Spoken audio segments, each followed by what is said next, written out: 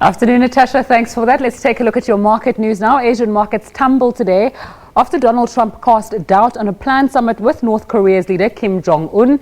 His hitting out at the way the US-China trade talks are going also didn't help sentiment. Japanese stocks were knocked as investor sentiment got hit by Trump comments. The benchmark Nikkei share average suffered its biggest fall in 2 months, declining by 1.2%. Hong Kong stocks also got hammered on the day, the Hang Seng Index falling 1.3%. China stocks fell the most in a month, dragged down in part by a slump in coal miners as Beijing intervened to cool the red-hot coal market. Mr. Trump rattling off the trade talks cage has also caused some concern, the Shanghai Composite Index dropping 1.4%. Downcast remarks on trade and geopolitics from US President Donald Trump on yesterday sent US stocks lower, turning what had been relief rally into a slump. The Dow Jones Industrial Average ended down 0.7%. The S&P 500 slid 0.3% and the Nasdaq Composite Index dropped 0.2%. For more on the markets, we cross to Nompumelelo Siziba. She is standing by at the Johannesburg Stock Exchange. Nompumelelo, I can see behind you just red counters. What's happening on the JSE? Well, it's blood on the ground. There's basically global markets are bleeding. And who's the culprit? Mr. Trump. Everything was rosy yesterday. Markets were firing ahead. And then he made a couple of statements around the meeting arranged with North Korea, that it might not happen on the 12th of June. And he also, said negative things about the US-China trade discussions, saying that he wasn't happy with how they were going, which was contrary to what one of his officials had said earlier in the week. So, of course, that's just got everybody in a flap. People are taking profits. People are selling out. Some people are saying that the market's just too turbulent. They're waiting for a 5 to 10% correction before they can feel comfortable to get back into the market, because there's just too much going on. So the all-share index is obviously no exception. That has been down quite a bit today, with mining counters in particular taking a serious hammering. And the local currency has lost those gains that it made yesterday. It appreciated somewhat, but now it's hovering around 12.65 against the US dollar. It's also depreciated against the euro and the British pound. Let's take a look at the indicators.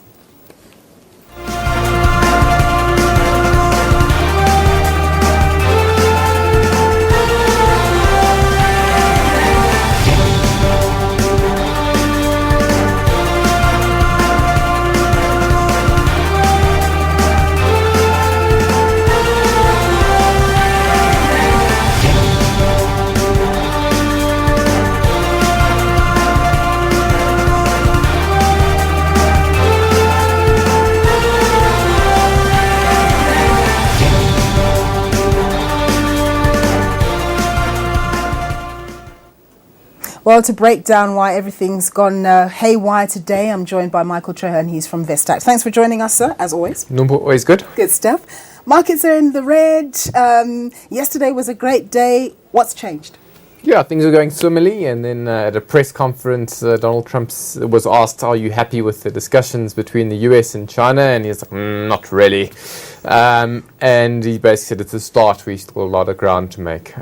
So markets, when China and the US, if they're fighting, what is it saying? When elephants fight, the grass gets trampled. So market reacting accordingly. Increased risk means lower asset prices. And what about those fundamentals around higher US Treasury yields, the expectation of higher interest rates? Is that still a narrative that's also feeding into people?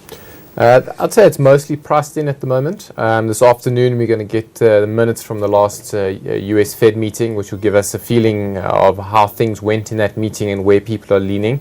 And then you'll probably see a bit of a re-rating in terms of expectations going forward. What happens with the Fed obviously drives interest rates on a global level. So people will be watching those Fed minutes quite closely. Okay. So as an emerging market, we South Africa are quite close in terms of what also happens with Turkey and the Turkish lira vis-a-vis the rand. But the Turkish lira has gone mad. It's depreciated by about 15%, and it's also been flagged by a ratings agency about its monetary policy approaches.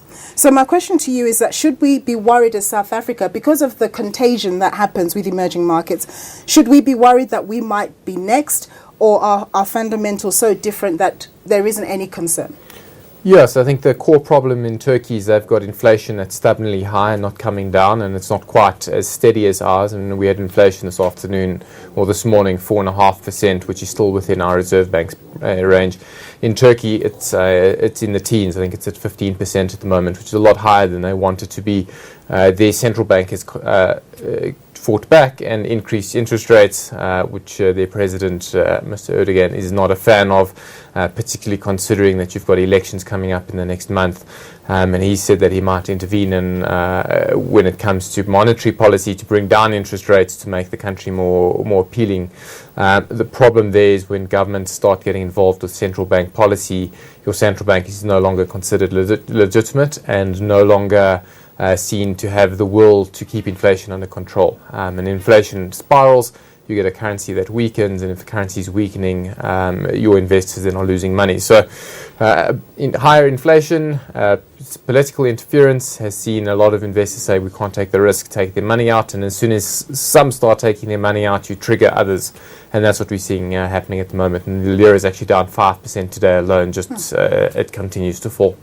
No wonder our central bank always insists on its independence and safeguarding that.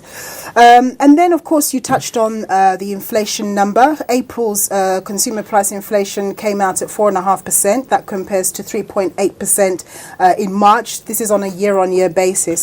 So going forward, do you expect inflation to hurtle as it has in this instance? I mean, that's a 0.8 percentage point increase. That's quite massive. Can we expect that to continue, and how much of that is being influenced by what's happening with the oil price? Yeah, so obviously oil prices is a very big factor, because oil obviously contributes to fuel prices, and fuel prices and just about everything in South Africa is transported by road. So oil is a big contributor. A weaker rand over the last couple of months will feed into that. Don't forget, April was when we had the VAT increase come through, so that's obviously played a role. But when you dig down into the numbers, fuel prices up 9% year over year, which is not great. On the upside, though, the drought has, because that's now well over 12 months old, bread and cereal prices came down by about 3%. Fruit prices were down 8%. So it depends where you are in the economy, if you're going to be paying more or not. I think holidays, package deals, I think were up about 10% or something. So it depends where you are of how much the inflation is going to hurt. But MPC meeting tomorrow, and what we really will be looking at is what is the MPC's forecast for inflation going forward for the next 2 to 3 years, and where does that sit? If it breaks the band, I don't think you see an interest rate drop anytime soon. But if they forecast an inflation, yes, increases, but still stays below 6%, we could be on for interest rate hike drop, not tomorrow, but potentially in future meetings this year. Well, let's hope so.